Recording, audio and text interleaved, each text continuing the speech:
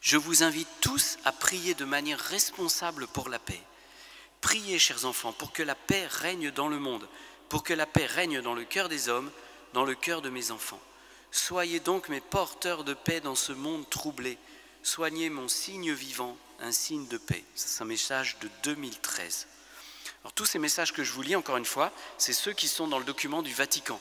C'est pour ça que je vous les lis, parce qu'ils ont été sélectionnés comme étant, le Vatican dit, mais ça c'est vraiment la spiritualité qui ressort de Medjugorje. Voilà. Chers enfants, je vous invite, vous tous qui avez entendu mon message de paix, à le réaliser avec sérieux et amour dans votre vie. Et ça, j'en viens ça, c'est-à-dire la prière, mais aussi l'action. Et Marie nous dit, nombreux sont ceux qui pensent faire beaucoup en parlant des messages, mais qui ne les vivent pas.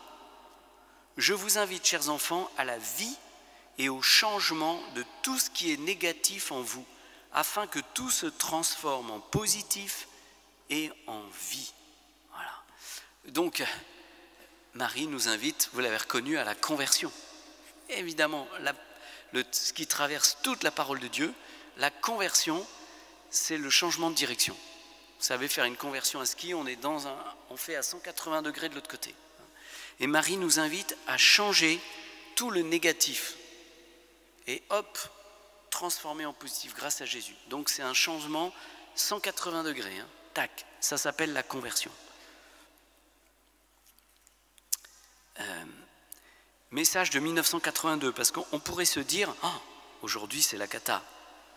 Mais déjà en 1982, Marie disait, 1983, pardon, le monde d'aujourd'hui vit au milieu de grandes tensions et chemine au bord d'une catastrophe. Il ne peut être sauvé que s'il trouve la paix, mais il ne pourra avoir la paix que s'il revient à Dieu. Ce n'est qu'en Dieu que se trouve la vraie joie d'où découle la vraie paix. C'est pourquoi je vous demande la conversion. La conversion. Donc, frères et sœurs, le temps favorable pour se convertir, c'est quand? C'est demain, c'est après-demain, c'est la semaine prochaine, c'est aujourd'hui. La paix, ça commence aujourd'hui. La conversion, c'est aujourd'hui. Donc j'espère qu'il y aura des possibilités de se confesser, j'imagine. Voilà. Donc on va prier, on va demander la paix. Et en plus, Marie nous dit qu'en accueillant la paix, on peut entrer dans l'espérance. Elle nous dit, vous vous trompez quand vous regardez l'avenir en pensant seulement aux guerres, au châtiment, au mal. Si vous pensez toujours au mal, vous êtes déjà en route pour le rencontrer. Pour le chrétien, il n'y a qu'une seule attitude face à l'avenir, l'espérance du salut. Donc merci à tous les t-shirts verts de nous le rappeler. C'est l'attitude du chrétien. Une seule attitude face à l'avenir, l'espérance du salut. Votre tâche est d'accueillir la paix divine, de la vivre et de la répandre. Voilà. Donc vous voyez, votre tâche, ce n'est pas de vous affoler, de crier partout dans tous les sens, au secours, ça ne va plus. Bien sûr, il faut parfois dénoncer des choses qui sont mauvaises, mais dans la paix. Votre tâche est d'accueillir la paix divine, de la vivre et de la répandre. Déjà, saint Séraphime de Sarov, un saint orthodoxe du 19e siècle, disait « Acquiert la paix et une multitude trouvera auprès de toi le salut. » Acquiert la paix profonde, la paix véritable, intérieure, la paix de Jésus. Hein, vous voyez, cette paix qui est le fruit d'une réconciliation profonde avec Dieu, avec nous-mêmes. Okay. Alors, on a parlé de la réconciliation avec Dieu, avec nous-mêmes, par le pardon. Et il y a quand même la réconciliation avec les autres. Il faut en venir aussi, parce que souvent on est en guerre. Pas que avec nous-mêmes, même autour de nous, dans notre famille, dans notre couple, avec nos enfants, voilà, ça commence là, les guerres. Alors, pareil, le texte du Vatican nous dit en fait, la paix n'est pas une fin en soi, c'est pas la plus haute valeur chrétienne. La paix, c'est le fruit de la charité vécue. Qui est la vertu la plus grande et la plus belle? C'est l'amour. C'est l'amour qui s'abandonne à l'amour de Dieu et qui s'exprime dans l'amour fraternel, qui évite les querelles, qui ne juge pas et qui pardonne. L'amour fraternel, donc réconciliation avec les autres, ça passe par éviter les querelles, ne pas juger, pardonner. Ça, c'est le sommet. Et si on veut avoir la paix, il faut vivre dans l'amour. C'est ce que ce texte nous dit. Le sommet de la vie chrétienne, la plus haute valeur, c'est l'amour. Comme je disais, si on est rempli d'amour, on est dans la paix. Saint Maximilien Kolbe, il a aimé jusqu'au bout, comme Jésus. Ben, il a eu beau avoir cette mort terrible, il était dans la paix. Jésus sur la croix était dans la paix. Même s'il y avait comme la paix profonde de savoir qu'il faisait la volonté de Dieu, qu'il donnait sa vie par amour. Même il a éprouvé aussi l'angoisse à Gethsémani. Il l'a pris sur lui, notre angoisse, pour nous donner sa paix. Parce qu'il est le prince de la paix, encore une fois.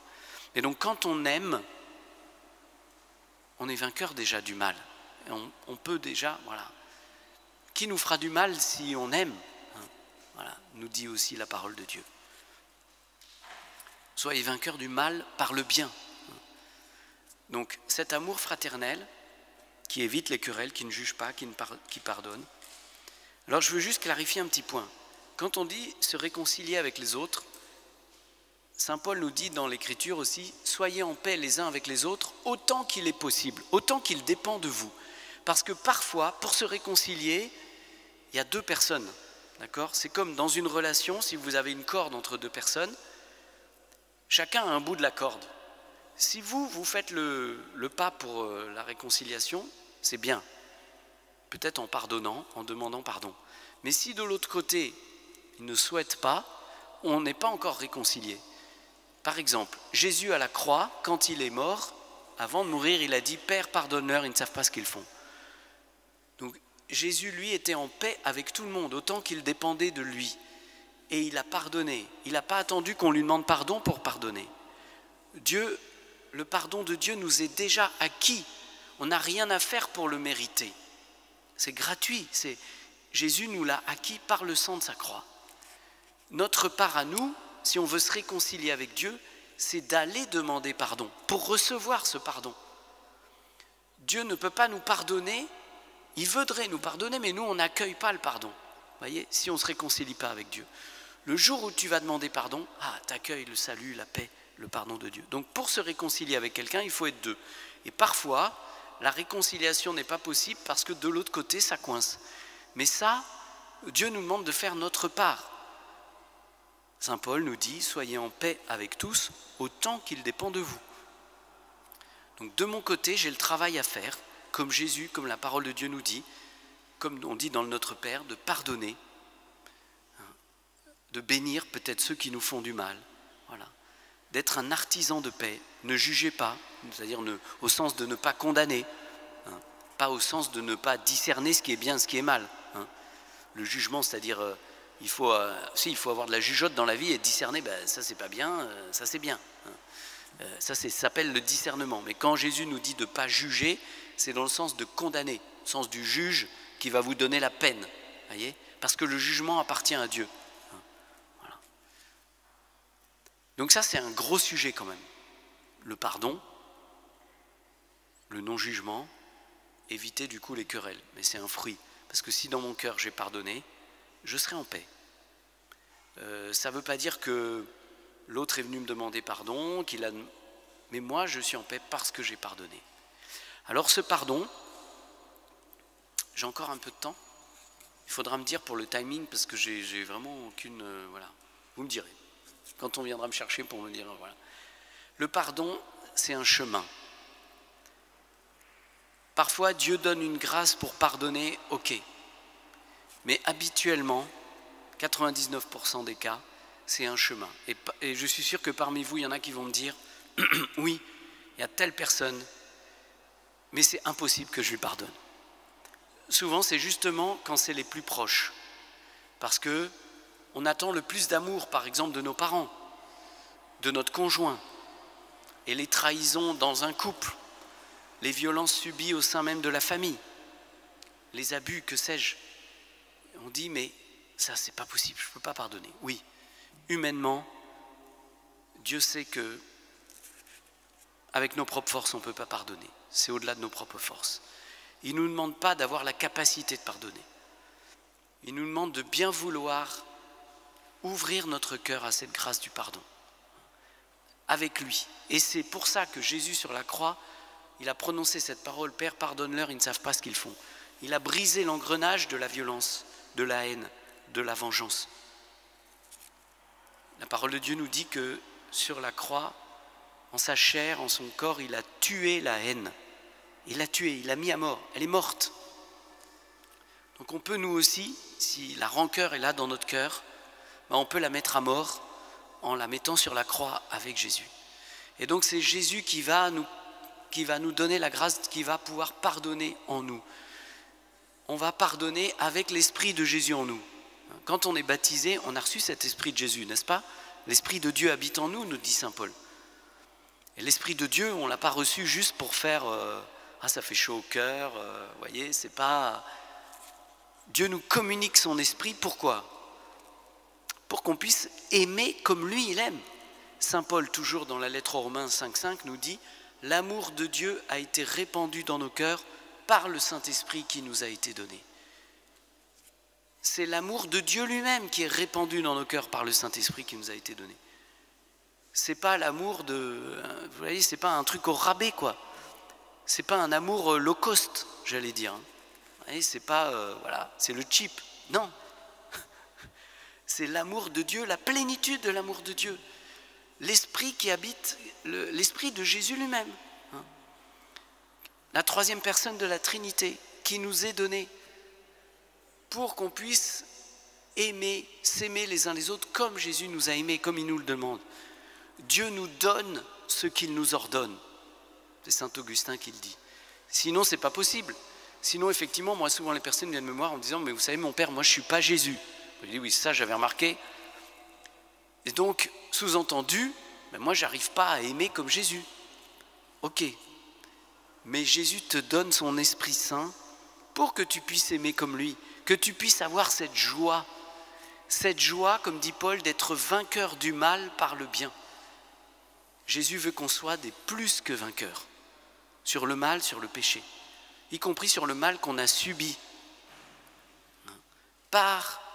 non pas par la puissance, par la force, à la force du poignet, mais par sa grâce, par son amour. Alors,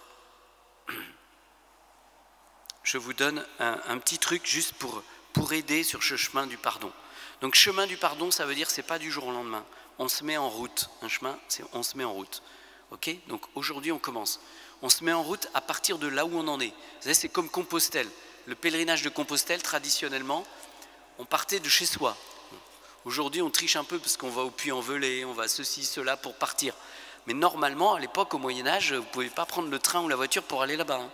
Donc, on partait de chez soi pour aller à Compostelle. Bon, vous allez me dire qu'il y en a qui sont désavantagés. Bon, bah oui, c'est comme ça. Ils ont d'autres avantages, voilà. Mais donc, le chemin vers le pardon, on part de là où on en est. Si déjà aujourd'hui tout est bloqué, si on dit peut-être, oui, je veux bien désirer, j'aimerais bien désirer pardonner, ou j'aimerais bien désirer pardonner. Seigneur, viens à mon aide, viens à mon secours. Ou si j'ai déjà commencé, Seigneur, aide-moi à ce que mon pardon s'approfondisse. Jésus parle, il dit qu'il faut pardonner du fond du cœur, mais on n'arrive pas au fond du cœur du premier coup. Parfois, on dit bien en français, on dit du bout des lèvres. Du bout des lèvres, mais il faut commencer par le bout des lèvres pour arriver au fond du cœur. Ok? Parfois, ça nous arrache, on a l'impression que ça nous arrache la langue, de le dire. Voilà. Alors, un petit truc. La première chose à faire, le pardon n'est pas le déni ou n'est pas l'oubli. C'est pas minimiser le mal ou c'est pas dire c'est pas grave. La première chose que je vous conseille de faire, c'est vous nommer les choses, vous les objectivez. Vous dire voilà, telle personne, j'arrive pas à pardonner, mais voilà, il m'a fait ça, il m'a fait ça, il m'a fait ça. Ou alors, il aurait dû me faire ça, mais il ne me l'a pas fait. Parfois, c'est souvent ça. Avec des parents, on attendait beaucoup d'amour et tout, mais voilà, il n'a pas pris soin, ou pareil dans un couple. Voilà. Le contentieux. La Bible dit que ça, c'est une dette. Dans le Notre Père, il est dit, dans une des traductions, « Remets-nous nos dettes comme nous remettons aux autres ». Ça veut dire, tout ce que les autres vous ont fait ou qu'ils n'auraient pas dû vous faire, ça fait comme une dette d'amour, si vous voulez. D'ailleurs, quand on en veut à quelqu'un, on lui dit « tu vas me le payer ». n'est-ce pas? Donc si tu vas me le payer, ça veut dire que tu me dois quelque chose. Et tu vas me le payer cher souvent parce que nous, on rajoute des intérêts, quoi. On dit, bah, tu m'as fait ça, voilà. Bah, du coup, tu vas me payer 2 fois plus cher. Donc déjà, dans la loi du talion, dans l'Ancien Testament, Dieu avait dit non. S'il t'a fait ça, tu demandes ça. Il rembourse ça. Comme ça, on est quitte. Mais avec Jésus, on va à autre chose. Jésus nous dit Dieu veut nous remettre nos dettes pour que nous, comme nous les remettons aux autres. Donc, premièrement, je note la dette de l'autre. Je chiffre la somme. Ok? Même si c'est gros, mais il faut nommer tout. Vous n'oubliez rien. Le chiffre en bas. Vous dites, oui, ça fait une sacrée somme. De dire, moi, j'arrive pas à pardonner. Impossible. J'ai une bonne nouvelle pour vous. C'est que Jésus, à la croix, il a payé pour tous nos péchés. Les vôtres, ceux du monde entier, de tous les hommes. Ça veut dire la dette, la mienne, la vôtre, celle de tout le monde entier. Jésus l'a payé à la croix. Vous êtes d'accord? Le sacrifice de Jésus à la croix est suffisant pour les péchés du monde entier. Vous êtes d'accord? Il n'y a pas un péché, vous arrivez, vous demandez le pardon, Dieu dit « Ah mais non, ça n'a pas été payé. Ah oui, mais là c'est trop, hein. Moi j'ai payé 10 millions, mais là c'est fini. Vous avez trop péché les hommes, je ne peux plus pardonner. » Non, le sang de Jésus, parce que c'est le sang d'un Dieu, c'est le Fils de Dieu mais qui était Dieu. Pourquoi il a une valeur infinie? Parce que c'est Dieu lui-même qui offre sa vie par amour. Donc il a une valeur infinie, suffisante pour effacer les péchés de tous les temps et du monde entier. Donc la dette, même si elle est énorme, qu'on vous doit, Jésus l'a payée à la croix. Donc qu'est-ce que vous allez faire, vous? Vous allez dire, ok, moi maintenant, au nom de Jésus, en tant que disciple de Jésus, que représentant de Jésus, comme chrétien, donc au nom de Jésus, pas en mon nom propre, c'est-à-dire le chéquier, je prends le chéquier de Jésus, ok? C'est au nom de Jésus le chèque. Et Jésus m'a donné la délégation de signature. Je suis en ambassade. Et donc je signe le chèque. Au nom de Jésus, je te fais ce cadeau que peut-être tu ne mérites pas. Mais ça, ce n'est pas la question. Moi non plus, je ne méritais pas le pardon. Mais Jésus l'a fait pour moi. Donc, toi, tu ne le mérites peut-être pas. Mais je te fais, au nom de Jésus, je te fais ce cadeau. Tu ne me dois plus rien. Parce que Jésus a payé pour toi. Va en paix. Que le Seigneur te bénisse. C'est lui le juste juge. Le jugement appartient à Dieu. Voilà. Moi, je ne suis pas là pour réclamer les dettes. Jésus a payé. Ok? Et si vous faites ça, c'est comme si vous lâchez la personne à qui vous en voulez. Hein, vous êtes là, vous dites ok, je lâche. Vous imaginez?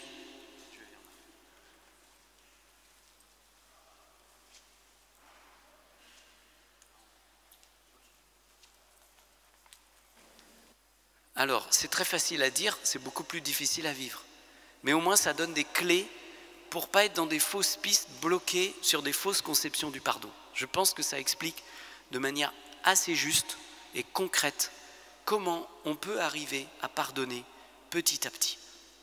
Et si on n'y arrive pas, on prie devant la croix. On dit, Jésus, tu as tout payé pour ce frère, cette sœur qui m'a offensé. S'il te plaît, donne-moi la grâce, je veux bien pardonner, mais j'ai besoin de ta grâce. Donne-moi ton Esprit Saint, ton propre amour, pour que je puisse faire ce pas. Mais il y a une décision à prendre. Et la décision, Jésus ne le fera pas à votre place, parce qu'il respecte votre liberté.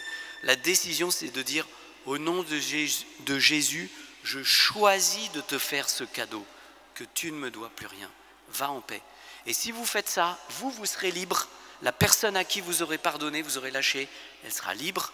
Et vous aussi, vous serez la première personne libérée. Parce que tant que vous êtes comme ça, tu vas me le payer, eh bien vous restez accroché au mal que vous avez subi et à la personne qui vous a offensé. Vous voyez? J'espère, en voyant le truc, c'est physique. Si je lâche et que je dis tu ne me dois plus rien, mais je suis libre. Et si je suis libre, ben je suis heureux. Et je peux retrouver la joie et la paix. Ça ne veut pas dire qu'il n'y aura plus la douleur, la souffrance, la peine.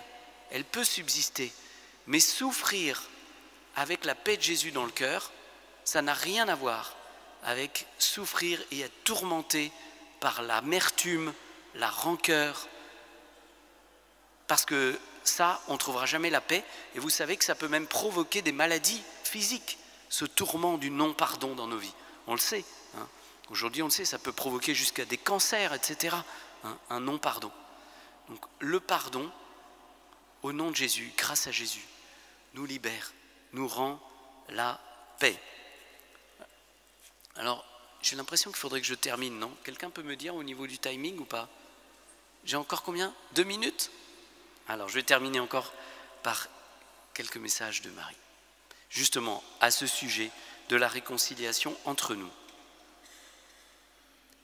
Aimez-vous les uns les autres, soyez frères entre vous et évitez toute querelle. Chers enfants, aujourd'hui encore, je veux vous inviter au pardon. Donc c'est en 2010. Pardonnez mes enfants, pardonnez aux autres, pardonnez à vous-même. Voilà. Chers enfants, c'est le temps de l'action de grâce. Aujourd'hui, je cherche auprès de vous l'amour. Ne cherchez pas les erreurs et les fautes des autres et ne les jugez pas, ne les condamnez pas. Voilà. Et ce qui est beau aussi, c'est que dans les messages qui sont cités là par le Vatican, il dit que cet amour de Dieu que Marie nous invite à vivre, qu'elle nous invite, eh bien, et qui permet d'apporter la paix au monde, implique aussi l'amour pour ceux qui ne sont pas catholiques. Il ne s'agit pas de dire que toutes les religions sont égales devant Dieu, mais toutes les personnes sont aimées de la même manière par Dieu. Voilà.